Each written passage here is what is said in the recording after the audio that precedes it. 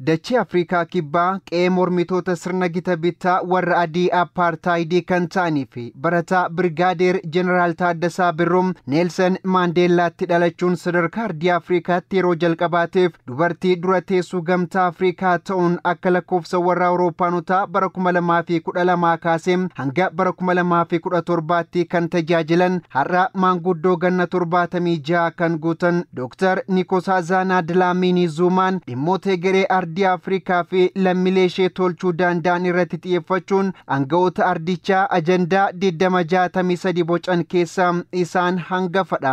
Badhaadhina roga maraa fi bilisummaa Afrikaanotaa irratti kutannoo olaanaa kan qaban dura teessuun Komishinii Gamtaa Afrikaa duraanii Dr. Nkosazana Dlamini Zumaan turtii AMN+ sagalee dhalootaa waliin addatti taasisaniin Afrikaanonni ajandaa 2063 keessatti qabame galmaan ga'uu fi jalqabarratti humna dargaggoota Afrikaa irratti invest gochuu fi sirni daldalaa bilisaa biyyoota ardii Afrikaa gidduutti akka dagaagu taasisuun tarkaanfii dursi kennamee fi irratti hojjetamuu qabu akka ta'e dubbataniiru.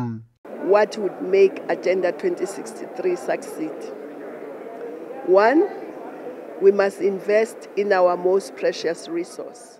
Ajandaa 2063 galmaan ga'uuf dhimmi murteessaa fi inni jalqabaa jedhee kanan yaadu qabeenyaa qaalii ta'e uummata keenya irratti invest gochuudha. Uummata keenya keessaa immoo lakkoofsa guddaa kan qabu kutaa hawaasaa dargaggeessa irratti hojii investimentii cimaa hojjechuudha. Barnoota isaanii irratti dandeettii fayyaa isaanii irratti invest gochuun barbaachisaadha. Yoo isaaniif kana raawwanne waa kalaquu fi oomishuu danda'u. Inni lammaffaan ardii Afrikaa keessatti daldala bilisaa babal'isuun murteessaadha. Waan nuti alaa galchinu Afrikaa keessatti oomishuu qabna. Afrikaan lafa irratti hin hojjetamne 160 qabdi. Qabeenya kana fayyadamuun mana Afrikaatti oomishuun meeshaalee nyaataa dabalatee kanneen alaa galchuun dhaabuun milkeessuu dandeenya. Dhimma damee investimentii biyyoota Afrikaa irratti yaada jabaa kan kennan Dr. Dlamini Zumaan biyyoonni Afrikaa abbootii qabeenyaa ardichaa jajjabeessuu fi bu'uuraalee misoomaa walitti hidhamiinsa biyyoota Afrikaa cimsan irratti xiyyeeffachuun milkaa'ina ajandaa 2063 dhimma murteessaa ta'uudha kaasu. To keep asking other continents to come and invest, why don't we invest ourselves?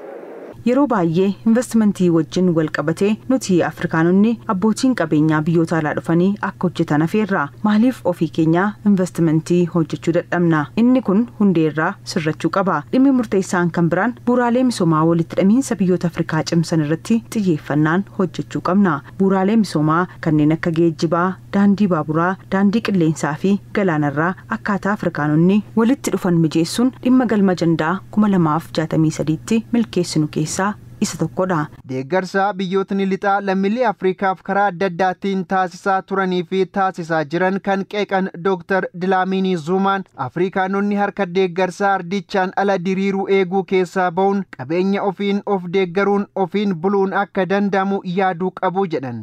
We need to change our mindset and realize that we can do things for ourselves. We can be independent. Nuti Afrikaanonni ilaalcha ofitti amanamummaa irratti qabnu jijjiiruu qabna. Ilaalcha harkattummaa dinagdee dabalatee bilisa ba'uu qabna. Biyyoonni lixaa deeggarsa addaan nurraa kutan jedhanii bahuun tasumaan barbaachisu. Nuti ofii keenyaa dhaabbilee madda faayinaansii ardii Afrikaa ta'an haaraa ijaarrachuu akka dandeenyu hubachuu qabna. Waan ofii barbaannu alaa osoo hin taane ofii keenyaa akka nuuf ta'utti hojjechuu qabna. Qabeenya keenyaan ardii keenya jabaa gochuus ni dandeenya.